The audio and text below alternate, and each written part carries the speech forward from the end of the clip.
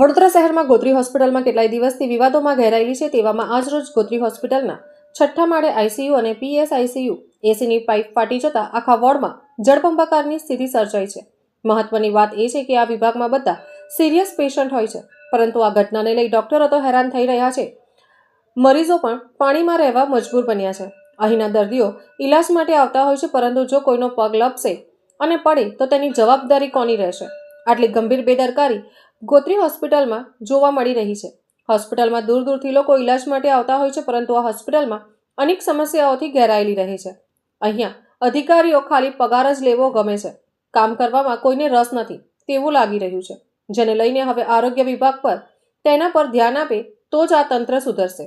વડોદરાથી Jayraj, Gujarat plus news.